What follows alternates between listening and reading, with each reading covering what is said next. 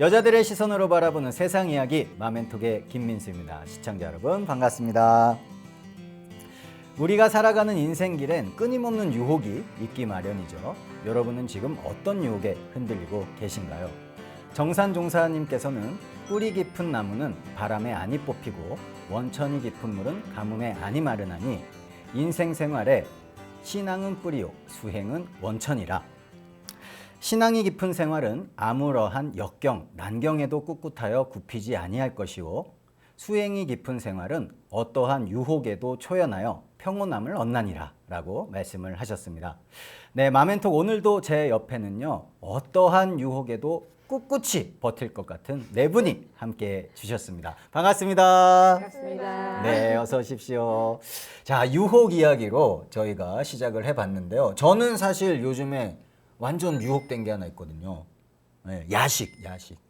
네, 못 이기겠어요. 그 중에서도 그 분식 튀김을 제가 요즘에 꽂혀가지고 여러분 혹시 요즘에 유혹에 흔들리고 계신 거 있으세요? 내가 좀 빠진 유혹이 있다. 요즘에 빠진 유혹이라기보다는 네. 아무래도 살림을 하다 보니까 쇼핑몰이나 가면 세일하는 품목이 이렇게 오. 눈이 계속 가는데 이게 네. 사다 놓고 소비가 되는 물품이면 괜찮은데 저거 있었으면 좋겠다 했던 물품이 세일을 하면은 네. 그냥 사버리는 거죠. 오. 근데 이제 다음 달에 카드 명세서 받고 조금 후회할 때도 있고 그런 데가 있는데 네, 그런 유혹을 좀 잘 못 떨쳐내는 편이에요. 카드 명세서가 다음 달에 날라오면은 후회가 되죠. 많이 후회돼요. 그렇죠. 네. 네. 네, 우리 교도님께서는요. 네, 저는 새벽기도 나가거든요. 근데 새벽에 그러니까 4시 20분에 알람을 맞춰놓고 일어나야 되는데 네. 4시 20분에 그러니까 그 전날 좀 피곤했다거나 늦게 잤을 경우 방바닥 귀신이 자꾸 안 놔줘요. 그 잠자는 유혹 때문에 요즘 제가 새벽기도 아무튼 작정하고 올 말까지는 해보겠다고 했으니까 네. 한번 해보도록 하겠습니다. 알겠습니다. 유혹을 꿋꿋이 이겨내시기 바라겠습니다.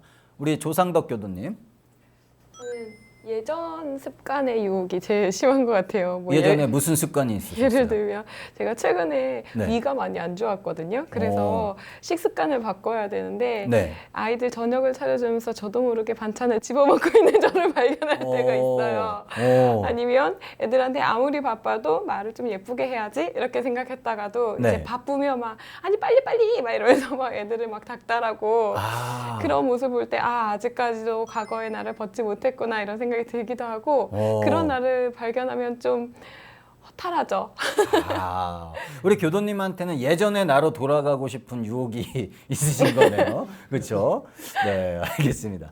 그런데 우리 사실 교무님께서는 뭐 유혹에 그냥 다 버티실 것 같다는 생각을 저는 해보거든요. 교무님도 혹시 이 끌리는 뭐 유혹이 있으십니까?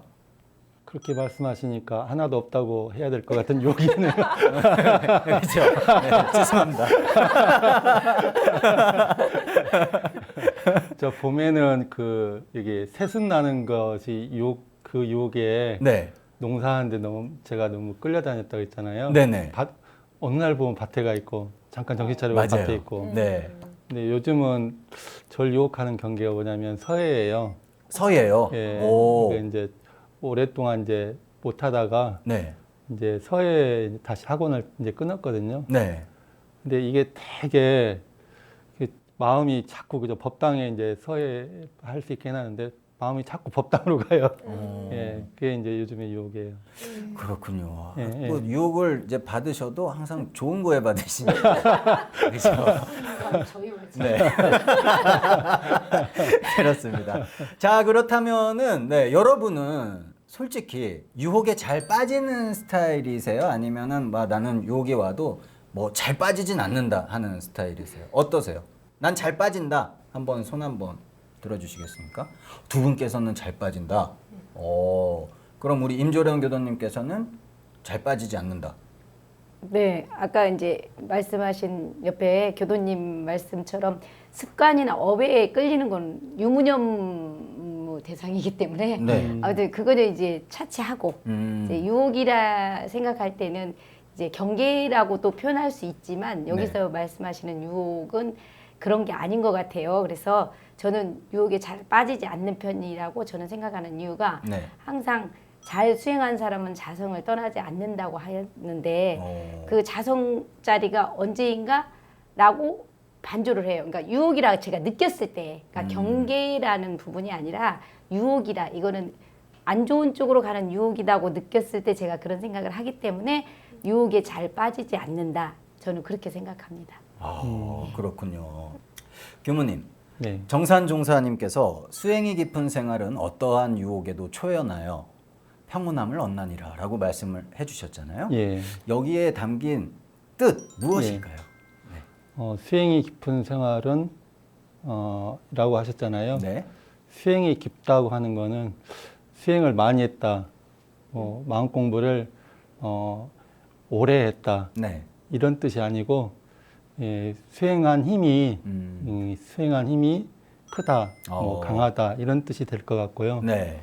수행이 깊다는 것은 이제 그런 뜻이고요. 네. 유혹에 대해서 말씀을 드리면 네. 그 이제 마시멜로 실험이라는 게 있어요. 오, 마시멜로요? 예. 미국에서 이제 서너 살 먹은 아이를 대상으로 네. 그 미국에서 가장 아이들이 좋아하는 그 사탕이 마시멜로래요. 아, 맛있죠. 네. 근데 이제 그 독립된 방에다가 아이하고 이제 그 연구자가 이제 있는 거예요. 그래서 연구자가 이 마시멜로 하나 주면서 이걸 10분 동안 안 먹고 참고 기다리면 10개를 줄게. 기다려 볼래? 하는 거예요. 이제 그리고 나가요, 이제. 그러면 아이가 이제 책상 위에 마시멜로가 있고 아이는 이제 그게 이제 그 경계인 거죠. 근데 이제 대부분은 그걸 못 참고 참다가 낼름 먹어버려요. 아이들이니까. 그죠? 근데 그 중에 한두 명 아이들은 그 유혹을 딱 끝까지 참고 기다렸다가 이제 그 10개 보상을 받는 거죠. 네. 예, 그 실험이 이제 마시멜로 실험인데, 우리를 유혹하는 그 마시멜로 같은 경계들이 인생에 다양하게 나오죠. 예. 민수님의 마시멜로는 뭐예요? 튀김입니다. 마시멜로도 튀겨 먹고 싶어요. 쇼핑이시고. 예. 그런 거죠. 이제 우리를 이렇게 마시멜로처럼 우리 마음을 유혹하는 그런 경계가 이제 있는 거죠. 네. 삶은 우리가 안 당하고 싶어도 그런 경계들이 와요. 예, 그게 인생이죠. 네. 그리고 수행이 깊은 생활은 그 어떠한 유혹에도 초연하여 라고 하셨잖아요. 네. 초연하다는 거는 끌리지 않는 거죠. 저기 우리 상덕 교도님하고 저하고 팔씨름하면 누가 이길까요? 제가? 힘이 엄청 세신 거 아니에요? 엄마잖아요, 그럴 수도 엄마. 있겠죠. 엄마들은 세요. 네, 그러면요.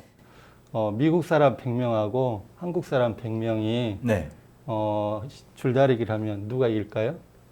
누가 이길 것 같으세요? 안 해봐서 모르는데 한국 사람이 이기죠. 예. 근데 정답은 힘센 사람이었잖아요. 힘센 사람이 이긴다. 힘센 쪽이 이긴다. 네. 예, 전에 한번 말씀을 드렸었는데요. 그러니까 우리가 이제 마음하고 경계하고 늘 줄다리기 시험을 하는 거예요. 그죠? 근데 그러면 마음하고 경계 중에 누가 이기는 거예요? 힘센 사람. 예, 힘센 쪽이 있는 거죠. 네. 내가 마음의 힘이 경계보다 작으면 경계가 나를 끌고 갈 것이고 내가 경계보다 마음의 힘이 더 크면 내가 경계를 끌고 가겠죠. 그러니까 수행의 깊이가 있어서 수행해서 마음의 힘이 강하면 경계를 내가 끌고 다니죠. 네. 근데 수행이 얕아서 마음의 힘이 좀 약하면 그러면 경계가 나를 끌고 다니는 거죠. 네. 사실 사람들은 실수로 유혹을 당했다고 속상해하는 경우가 있습니다. 네. 근데 사실은 유혹의 매력을 느꼈기 때문에 유혹에 빠지지 않았을까 싶거든요. 여러분이 인생 최대의 겪었던 유혹, 인생에서 겪었던 최대의 유혹은 무엇인지 솔직히 말씀해 주세요. 절 똑바로 보시고. 쇼핑? 아니. 남편? 남편이요? 네, 남편의 유혹을 못 이겼다고 하면은 안 되죠. 어쨌든 둘이 사랑해서 만났으니까. 하지만 네. 남편이라는 유혹에 결혼 생활이 시작되고 아이도 낳고 힘든 부분도 있지만 굉장히 많이 배우는 부분도 있어서 네. 나쁜 유혹만은 아니었다고 생각합니다. 그러니까 좋은 유혹만도 아니었다는 뜻이잖아요. 맞아. 굉장히 잘 이렇게 포장해서 말씀을 해주셨어요. 남편이 가장 큰 유혹이었다. 좋습니다. 우리 임조련 교도님께서는요? 저는 지금도 유혹을 유혹 당하려고 하는데 피아노학원을 30년 했잖아요. 이제 아이들도 다 컸고 네. 이제 더 많이 장시간 여행도 가고 싶고 또 평일에 하는 훈련들이 있어요. 교단에서 하는 훈련들 이런 데 참석하고 싶고 또 막 어디 봉사활동 제가 봉사활동 소주종 자원봉사대 다니잖아요. 네. 그 봉사활동을 평일에 떠나고 해외 봉사도 가고 하는데 제대로 한 번도 못 가봐서 그런 일들을 하고 싶다. 이제는 그만두고 그런 일들을 할까? 뭐 이제 그런 유혹에 많이 흔들려요. 근데 또 아까가 저번처럼 이렇게 어려운 친구들을 보면 제가 아니면 또 얘네들을 누가 봐주나 이런 생각에 또 멈추고 지금 그런 유혹에 갈림길에 항상 있어요.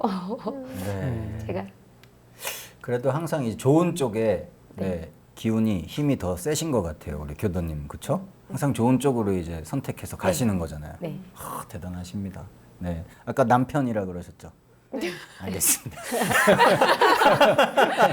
네. 조상덕 교도님. 저 어떡하죠? 전 아이예요. 아이예요? 네. 전 사실 결혼하고 나서 한 3년 정도 부부 간의 시간을 좀 갖고 아이를 갖고 싶었거든요. 네. 그런데 결혼하고 나서 얼마 안 돼가지고 저를 닮은 아이가 어떻게 생겼는지 너무 궁금한 거예요. 원래 아이도 좋아하는 데다가 또 결혼까지 했으니까 뭐 조건이 다 완벽하니까 네. 아이만 가지면 되겠더라고요. 그래가지고 아이를 가져서 지금 낳은 게 9살 된 큰아이인데 네. 네, 그거는 바람직한 유혹인 것 같아요. 아니 근데 우리 교도님을 닮았어요? 아니면 아빠를 좀 더 많이 닮았어요? 절 더 많이 닮았어요. 와, 네. 소원대로 됐네요. 네, 그렇게 생각해서 그런가 봐요. 와, 신기하다. 네. 자, 교무님. 예. 대종사님께서 마음의 병이 있으면 마음이 자유를 잃고 외경의 유혹에 끌리게 된다라고 말씀을 하셨습니다. 예. 자, 우리가 유혹에 끌리지 않는 삶을 살기 위해서는 어떻게 하면 좋겠습니까? 우리가 마음에 병이 있으면 네. 이제 유혹에 쉽게 끌린다고 하셨잖아요. 네. 이제 우리가 상덕님하고 저하고 80이라면 당연히 제가 이기죠. 네. 저도 그잖아요. 거기에 한 표입니다. 네. 제가 보통 남자들은 다 이겨요. 힘이 세가지고. 네. 예. 그런데 제가 만약에 병이 들었어요. 아파요. 어. 그래가지고 젓가락 들 힘도 없어요. 네. 그러면 그때 이렇게 80이라면 누가 이기죠? 예. 그러니까 몸도 병이 들면 힘이 없어지니까 당연히 지잖아요. 네. 마음도 병이 들면 힘이 없으니까 당연히 경기한테 지죠. 끌려다니죠. 그러니까 이제 그 말씀이 이제 마음에 병이 있으면 이제 이 마음이 힘이 없어져 가지고 경기에 끌려다닌다라는 게 되고요.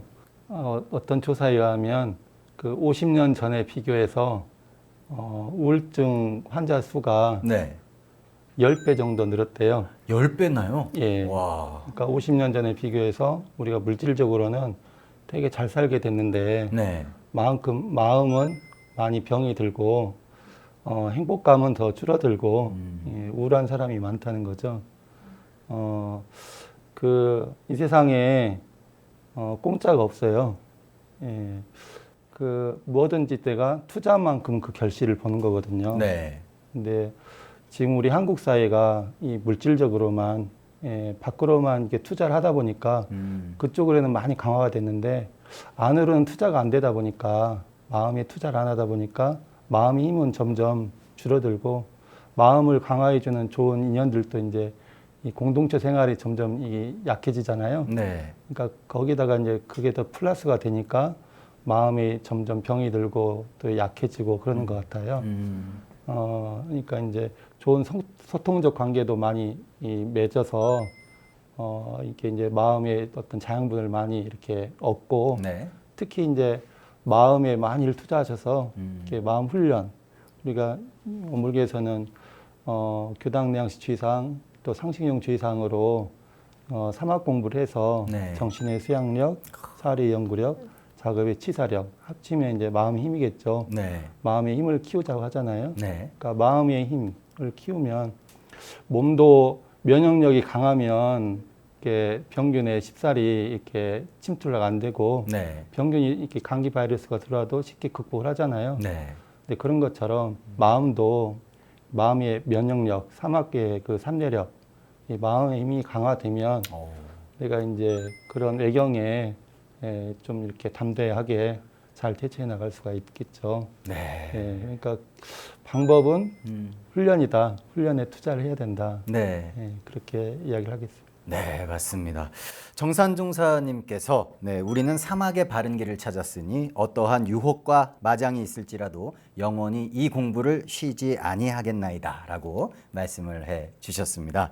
자, 사막 공부를 통해서 어떠한 유혹에도 흔들리지 않고 올바른 취사를 할 수 있어야 하겠습니다. 여러분은 지금 마멘톡을 함께하고 계십니다. 계속해서 채널 고정해 주세요.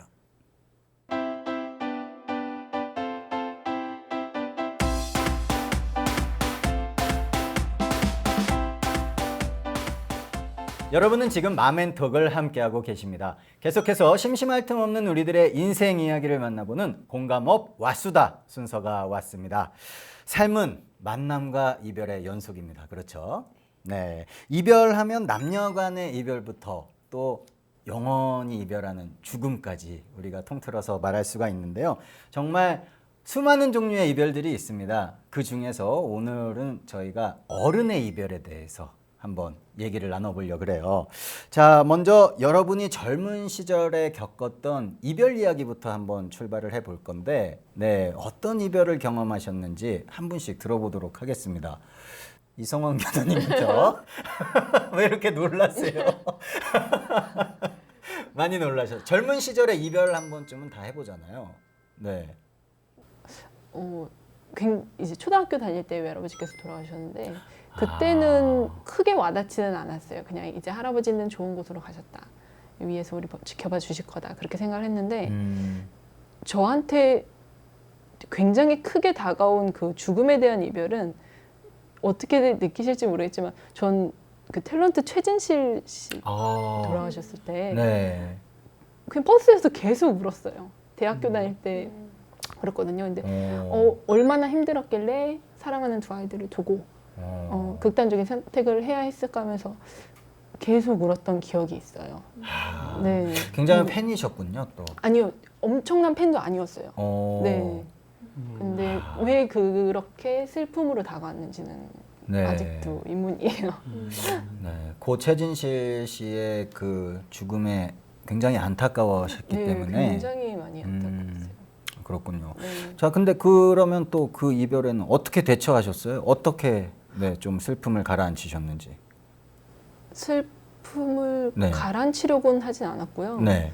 그냥 굉장히 어린 나이에 어머니께서 돌아가셨구나 하면서 그 아이들 걱정도 했고 우리 엄마도 이제 연세가 드시고 돌아가실 수 있겠구나라는 그 느낌이 그때 확 왔던 것 같아요. 그래서 더 네. 슬퍼하셨던 네, 걸 수도 엄마는 항상 있네요. 옆에 있을 것 같았는데 이 어린아이들의 엄마도 이런 식으로 세상을 떠날 수 있는데 우리 엄마도 우리 아빠도 나중에 나이가 드셔서 노안으로 돌아가시면 난 어떡하나라는 네, 그런 슬픔에 잠겼던 것 같아요. 네, 알겠습니다.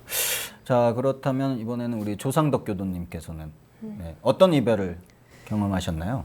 저는 초등학교 4학년 때 아버지가 돌아가셨어요. 그랬는데 그 이별이라는 단어를 죽음으로 처음 배워가지고 이별 자체에 큰 트라우마를 가지게 된 거예요. 그래서 최근까지도 이별에 대해서 이별이 저한테는 공포와 같았어요. 그래서 제가 최근 들어서 저희 집에 화분이 생겼거든요. 화분이요? 네, 그 화분을 드리게 된 건 저한테 굉장히 의미 있고 상징적인 사건인데 네. 저는 화분 하나도 이 화분이 죽을까 봐서 드리지를 못했었어요. 그러니까 무언가 인연을 맺고 또 그 인연과 멀어지는 것에 대해서 굉장히 두려운 마음이 컸었는데 제가 작년에 아이들하고 14일간 여행을 다녀왔는데 네. 의도치 않은 여행이었거든요. 근데 그 여행을 하면서 제가 아무도 저를 모르는 곳에 떨렁 아이 둘하고 떨어졌을 때 알게 된 건 하나는 하나님의 은혜가 그 어디에도 있다는 거 하나랑 또 하나는 우리들은 다 시간이라는 타임라인 위에 서 있구나였어요. 그래서 시간이라는 타임라인 위에 서 있으면 사실 그 어떤 누구도 그냥 마치 점이 찍혔다 지워지고 물결이 일어났다 잦아드는 것처럼 그냥 탄생했다 소멸하는 것 외에는 아무 의미가 없더라고요. 네. 그렇게 보니까 삶과 죽음도 탄생과 이별도 그것도 그렇게 큰 문제는 아니구나. 얼마든지 우리 삶에서 일어날 수 있는 일들이고 큰 관점에서 보면 사실 그렇게 대단한 일이 아니구나라는 생각이 들면서 그걸 알게 된 기념으로 화분이 들어왔어요. 정말 많은 부분이 바뀐 거네요. 그렇죠? 네, 굉장히 많이 바뀌었어요. 네. 종류는 뭐예요? 화분 종류? 선인장? 아니면 잘 안 죽거든요, 선인장이. 네. 산세베리아? 걔도 잘 안 죽거든요. 잘 키워주시기 바라겠습니다. 알겠습니다. 네. 우리 그렇다면 임조련 교도님께서는요? 저는 한 25년 전에 친구와의 이별을 말씀드리고 싶어요. 친구가 그러니까 어렸을 때부터 옆에 살았고 또 초등학교, 중학교 막 동네에서 같이 커서 잘 지냈는데 친구가 갑자기 미국으로 시집을 간다는 거예요. 미국으로요? 네. 그래서 그 납득이 안 가는 거예요. 미국으로 시집을 가다니. 지금은 뭐 미국 왕래 자주 할 수 있고 막 그렇지만 네. 그때만 해도 미국은 아주 먼 나라였어요. 그렇죠. 그래서 서로 가지고 있던 것도 막 나누고 이제 언제 볼지 모른다고 그러면서 그 친구 그렇게 보내고 그 친구도 울면서 맨날 전화하고 새벽이면 저도 또한 편지하고 이렇게 서로 달래면서 그러니까 고국에 오고 싶어서 우는 친구를 달래면서 또 저는 또 언젠가 볼 수 있을 거라고. 근데 아기 가지고 뭐 낳고 키우느라고 그때는 한 10년은 거의 왕래를 못했어요. 네. 근데 지금은 미국이 가까워졌잖아요. 그렇죠. 네, 그래서 그래도 몇 년에 한 번씩 들어오고 또 SNS가 발달해서 지금은 전화요금도 안 들고 우편도 필요 없어요. 그냥 바로바로. 그래서 그렇게 그때는 정말 다시는 못 보는 줄 알았어요. 그때 그 25년 전에는 다시는 이 친구와 못 만나고 그럴 줄 알았는데 네. 지금은 그렇게 자주 소식도 왕래할 수 있고 그래서 좋아요. 그러니까 그때는 참 어렸던 것 같아요. 근데 그때 그 당시의 이별이기 때문에 네, 그죠? 그렇죠. 그때는 아주 큰 거였던 것 같아요. 그럼요. 네. 네. 이 이별에 대처하는 방법도 이 어렸을 때와 이제 네. 또 나이가 들었을 때는 상당히 달라지잖아요. 네. 인생이 참 재밌는 것 같습니다. 그러고 보면. 그렇죠? 그리고 저도 미국은 꼭 한번 가보고 싶네요. 교무님, 예. 교무님께서도 네, 이별한 경우가 예. 있으셨을 텐데 많이 이야기를 있죠. 좀 네, 들려주십시오. 네. 많이 있죠. 많이 있는데 가장 이제 견디기 힘들었던 이별은 어머니와의 이별인 것 같아요. 네. 9년 전쯤에 이제 돌아가셨는데 네. 초상을 치를 때는 잘 이렇게 눈물이 안 났거든요. 근데 참 엉뚱한 장면에서 갑자기 불현듯 어머니의 부재가 느껴지는 그 순간 있잖아요. 네. 그리고 그 어머니의 존재가 느껴지는 때 이런 또 뭔가 내가 좀 해드렸으면 좋겠는 게 또 보일 때 네. 그때 뭐가 강하게 와요. 그러니까 어떨 때는 아무 영문도 없이 오더라고요. 네. 근데 저는 많이 울었어요. 그래서 예, 혼자 이제 대성통곡도 해보고 네. 이제 그렇게 한 3년 울었더니 이제 그 애도의 시간이라고 그러잖아요. 네. 애도 기간이 지나니까 눈물이 뚝 끊어지더라고요. 그 우리가 이제 봄 있잖아요. 네. 봄이 가만히 있는 게 아니라 이게 지나가서 여름이 되고 여름은 계속 있는 게 아니라 또 가을 되고 겨울 되잖아요. 네. 그러니까 그리고 사람도 그러니까 세포가 계속 변하고 있어요, 시각과. 그래서 이제 신체도 변화돼서 나이를 먹고 이제 노병사하죠. 나중에는 언젠간 사라지겠죠, 이 몸도. 네. 마음도 사실은 생로병사해요. 근데 이제 그 우리가 만나고 헤어지고 하는데 이제 우리가 많이 의미를 둔 존재일수록 헤어지면 슬프죠, 당연히. 맞습니다. 마음도 아프고. 네. 근데 이제 그 슬픔과 아픔도 생긴 거예요. 그 순간 생긴 거죠. 생긴 게 영원히 있느냐 그건 아니고 생긴 건 어느 순간에 이제 소멸하죠. 네. 근데 그 소멸할 때까지 하늘에 구름이 생겼다가 가만두면 없어지잖아요. 네. 근데 우리 슬픔도 아픔도 생겼다가 가만두면 이제 사라져요. 근데 어떻게 가만두냐면 충분히 온전히 느끼는 경험을 하는 거죠. 슬픔이 오면 온전히 슬퍼하고 네. 눈물이 나면 온전하게 충분히 울고 실컷 울고 웃기면 실컷 웃고 네. 예, 그러면 이제 올라왔다 가라앉았다가 올랐다 가라앉았다 하는 거죠.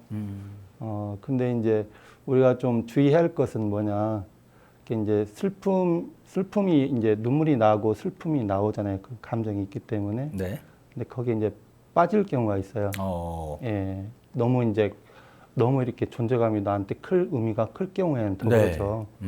그러면 이제 그게 빠져나오질 못하면 이렇게 우울증으로 가고 또 특히 어려운 장면에 우리 이제 그 상덕 교수님처럼 어릴 때 네. 나한테 너무 소중했던 아버지 같은 존재가 갑자기 가시면 네. 그게 굉장하죠, 영향력은. 네. 이제 그 상실감이 엄청나잖아요. 그러니까 이제 그 사람 만나기가 새로운 사람을 내 마음 자리에 들이기가 굉장히 어렵죠. 네. 예. 근데 이제 우리가 이제 어렸을 땐 그랬지만 이제 컸으니까 아, 인생이란 게 그런 거고, 야, 마음속에 이제 그렇게 일어났다 가라앉았다 하는데 소중한 존재에 대해서는 더 이 상실감이 크구나. 네. 이런 거 알고 스스로 이제 이 마음을 알아차리고 올라올 때 충분히 경험하면서 이게 이제 우리가 해소가 되는 것 같아요.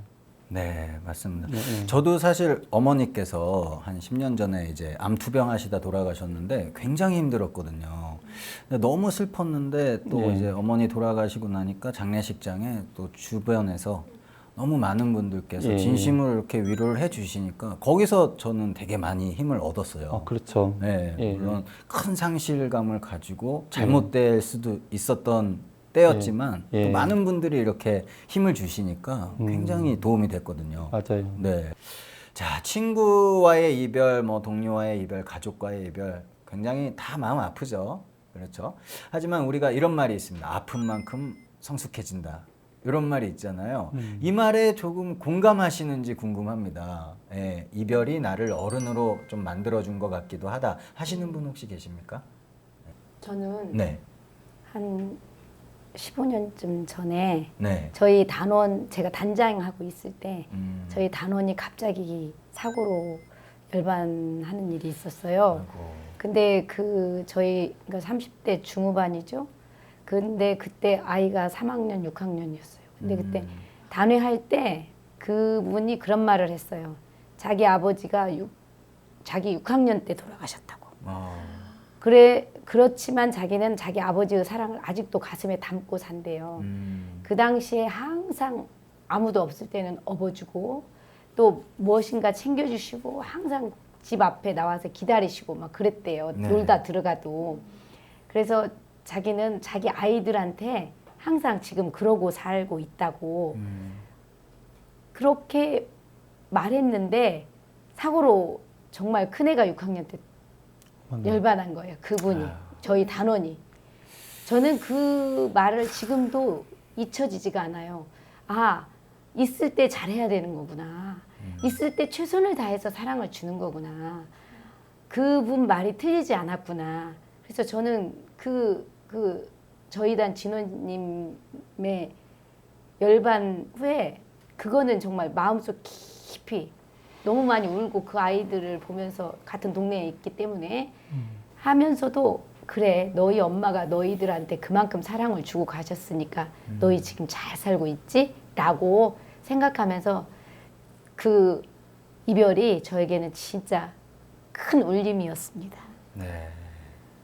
지금도 많이 생각나시고 네. 그렇죠. 네. 교도님 괜찮으세요? 좀? 저 괜찮아요.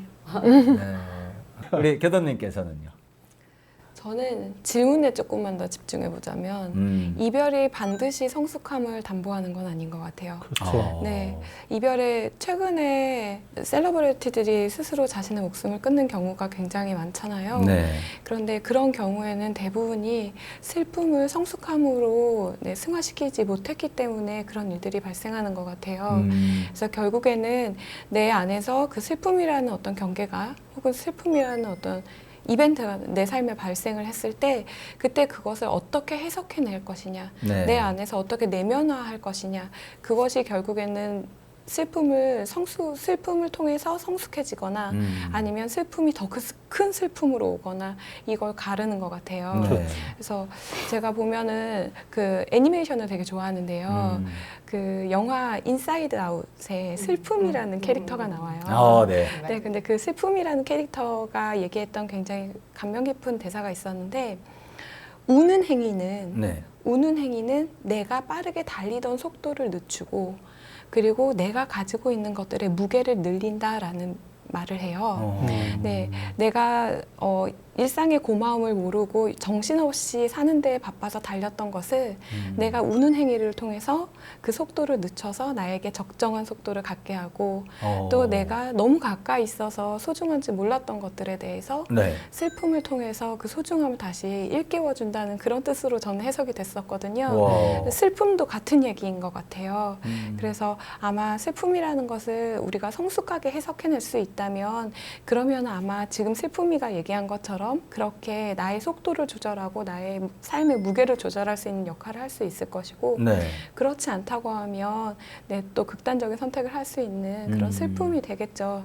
그래서 이런 것들을 할 수 있는 내가 얼마나 지혜롭게 내면화할 수 있느냐 이것은 평상시에 얼마나 자주 내가 내 자신을 들여다보고 네. 또 내 자신을 자꾸 돌보아 주느냐 그 빈도와 그 깊이에 따라서 달라질 수 있을 것 같고 그렇기 위해서 우리는 명상하고 기도하고 자선해야 되지 않나 이런 네. 생각을 좀 했어요. 좋습니다. 인사이드 아웃 혹시 보셨어요? 네. 보셨어요? 보셨죠? 네. 교무님 혹시 보셨습니까? 본 것 같은데 기억이 안 나네요. 거기 영화에 보면 이제 많은 감정들이 막 왔다 갔다 하는 주인공이 거예요. 나오는 거잖아요. 그렇죠. 맞아요. 네, 우리 시청자분들도 못 보신 분들 계시면 한 번씩 꼭 보시기 바라겠습니다. 네. 거기서 또 그런 생각을 하셨네요. 굉장히 맞는 말씀이고 네, 그 슬픔뿐이 아니라 우리 삶에 다가오는 다양한 이제 경계들이 있잖아요. 네, 이제 그 경계들을 우리가 해석자잖아요. 우리가 다 자신이 네. 해석자가 그걸 어떻게 해석하느냐에 따라서 나에게 보약이 될 수도 있고 그것 때문에 내가 더 좌절할 수도 있고 네, 그럴 수가 있는 거죠. 그러니까 이제 그 자체가 문제인 건 아니에요. 네, 그러니까 이제 우리가 아픈 만큼 성숙하다고 하는데 아픈 만큼 더 멍들 수도 있어요. 예, 그러니까 그 아픔을 내가 이제 어떻게 해석하느냐도 참 중요하고 대부분 어떤 고난이나 아픔이 오면 그걸 외면하려고 그래요. 충분히 경험을 안 해요. 네, 예, 왜냐 너무 힘드니까. 근데 우리가 온전한 생각으로 치사하라고 그랬잖아요. 네, 온전한 생각이라는 건 뭐냐면 그 경계를 똑바로 바라보고 마주보고 그대로 받아들이는 거죠. 경험을 하는 거죠. 네, 예, 온전한 생각이라면 이제 그렇게 하는 거죠. 근데 그렇게 온전히 받아들이고 경험하고 그걸 통해서 내가 배울 것은 배우고 변화해야 될 건 변하고 네, 그 인연에 따라서 흘러가면 그러면 그 경계를 통해서 우리가 성숙해지는 거죠. 네, 근데 그걸 이제 외면하고 우리가 또 그걸 왜곡하고 그러게 되면 아픈 게 성숙이 아니라 아픈 게 멍드는 게 되는 거죠. 예. 굉장히 많은 걸 생각하게 되는 말씀을 해주셨습니다. 자, 저희가 어른의 이별에 대해서 계속해서 이야기를 나누고 있는데요. 사실 우리가 어렸을 때 어린 시절이에요. 어린 시절에는 만약에 이별을 겪게 되면은 막 진짜 목 놓아 울기도 하고 마음껏 슬퍼하고 그랬던 여유가 있었던 것 같은데 어른이 돼서 만약에 이렇게 이별을 겪었을 때는 다다음 날 뭐 출근도 해야 되고 그렇죠? 뭐 돈도 벌어야 되고 뭐 또 해야 되고 그래서 이런 뭐 슬퍼할 여유조차도 없지 않나 하는 생각도 해봐요. 네, 여러분들께서는 이렇게 어른이 된 후에 겪은 이별 중에 어떤 점이 좀 많이 힘들었는지 궁금합니다. 네, 우리 교도님부터 한번. 네. 저는 얼마 전에 6월에 제가 아까 같이 살고 네. 모셨던 저희 시아버님이 열반에 드셨어요. 네. 그래서 그냥 처음 결혼 때부터 같이 살았기 때문에 그냥 당연히 계셔야 될 분이고 제 삶의 중심축이셨는데 어느 날 갑자기 이렇게 열반에 드시니까 지금도 힘들어요. 집에 가면 아버님 방이 보이고 또 맛있는 음식이나 아버님이 좋아하는 것들 보면 안 넘어가요. 그런 게 지금은 힘들고 또 아버님이 마지막에 연명치료를 안 하시겠다고 사인을 하셨어요.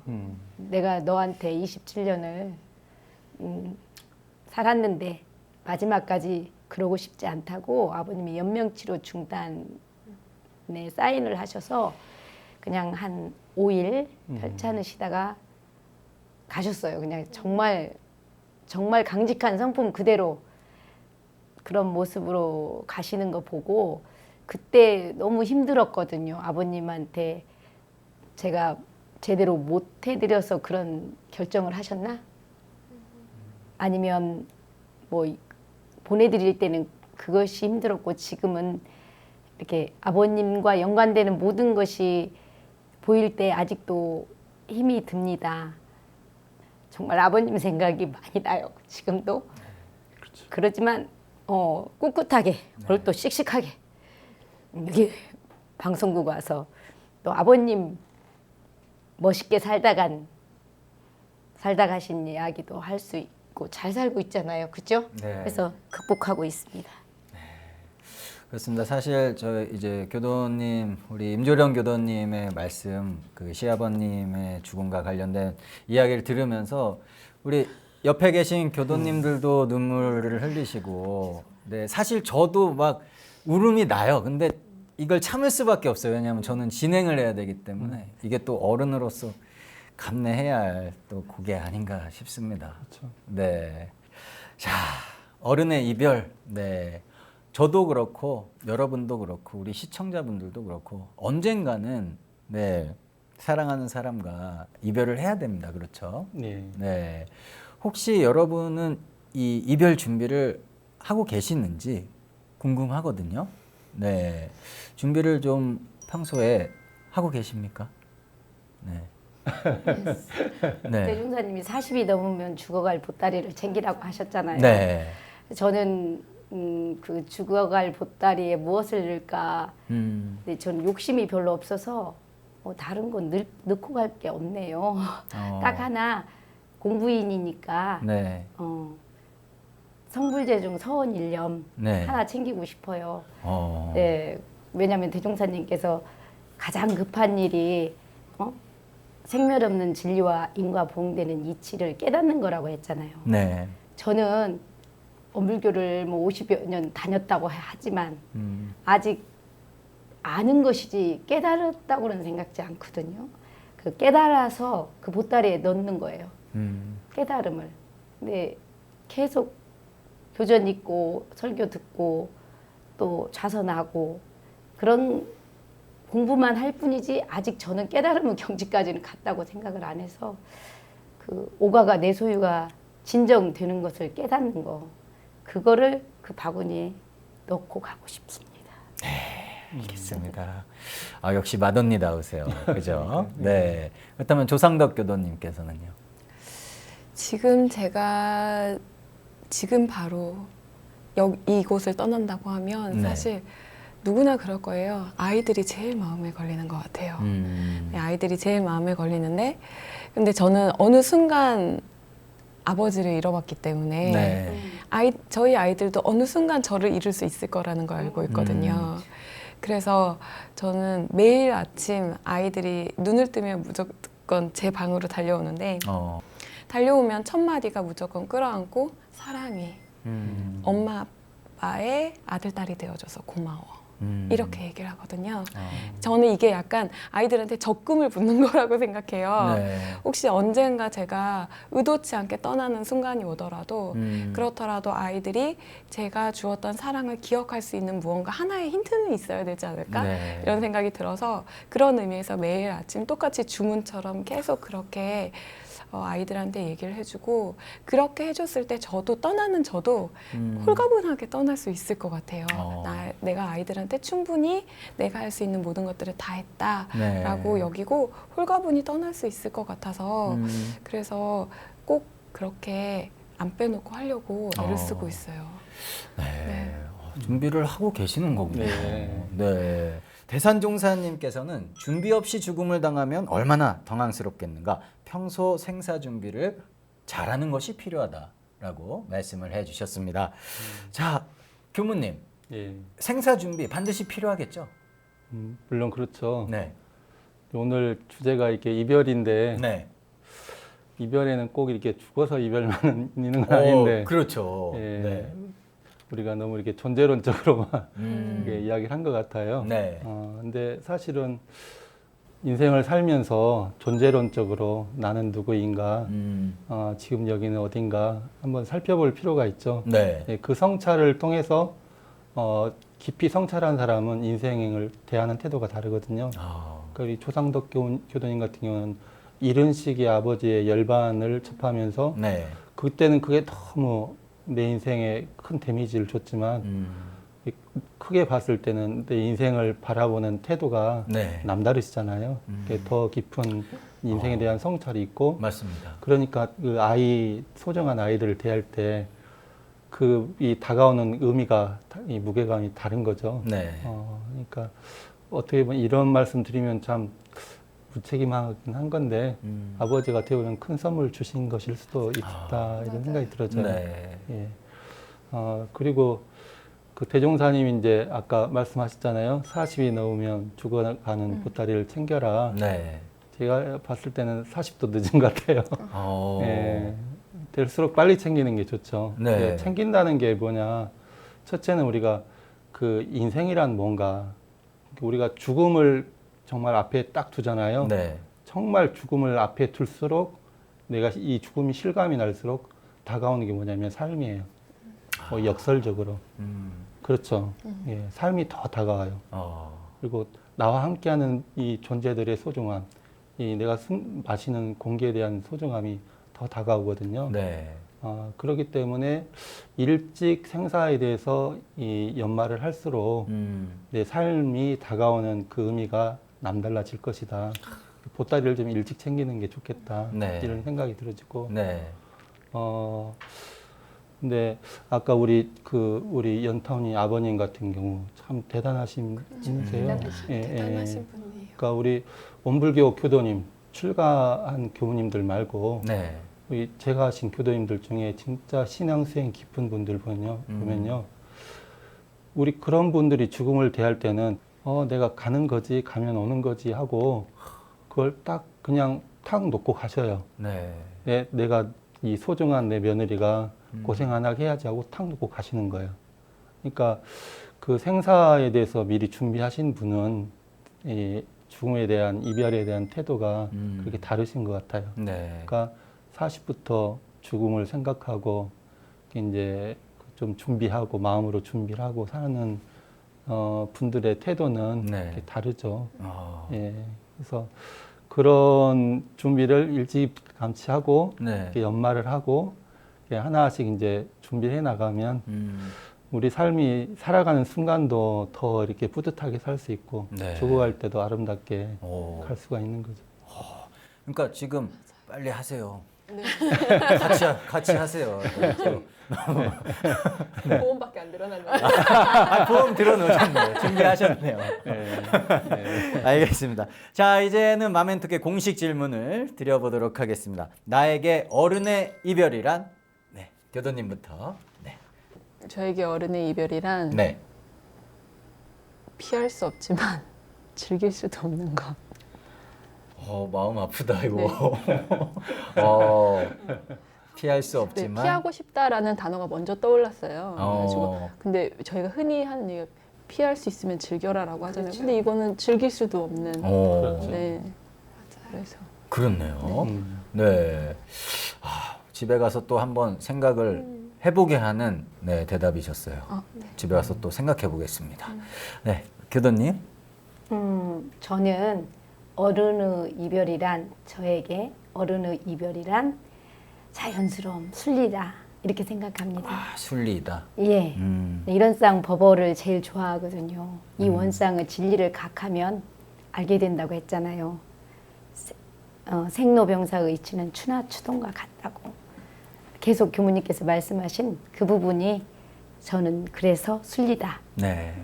자연스러움이다 하면서 받아들이겠습니다. 네, 알겠습니다. 자, 우리 교도님. 저에게 어른의 이별이란 사랑의 그림자다.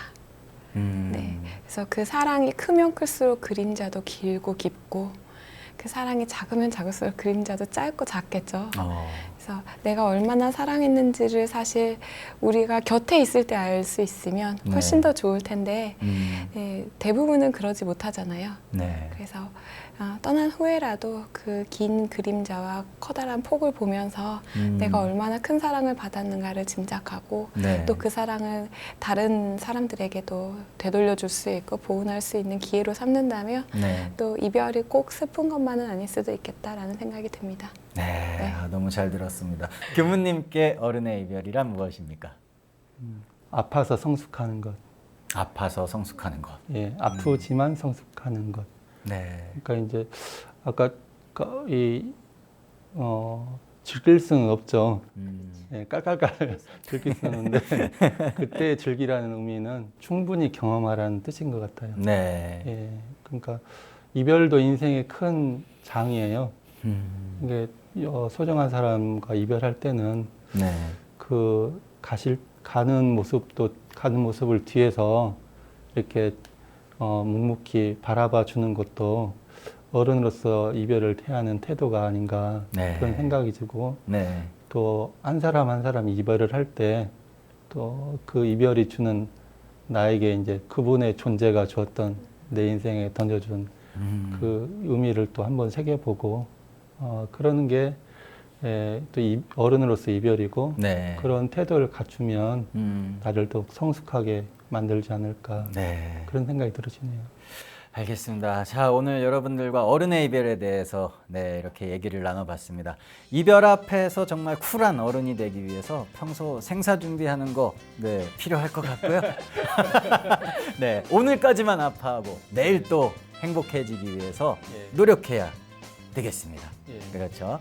네, 마멘톡 오늘은 여기까지였습니다. 시청해주신 여러분들 너무나 감사하다는 말씀을 전해드리면서 저희는 다음 주에 찾아뵙도록 하겠습니다. 시청해주신 여러분 감사합니다.